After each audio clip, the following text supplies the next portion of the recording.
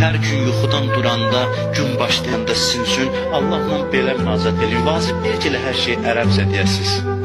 Deyin ki, ilahi, məni sən yaratmısan, məni sən çox sevirsən, sevdiyivə görə yaratmısan və bütün işlər də sənin əlindədir.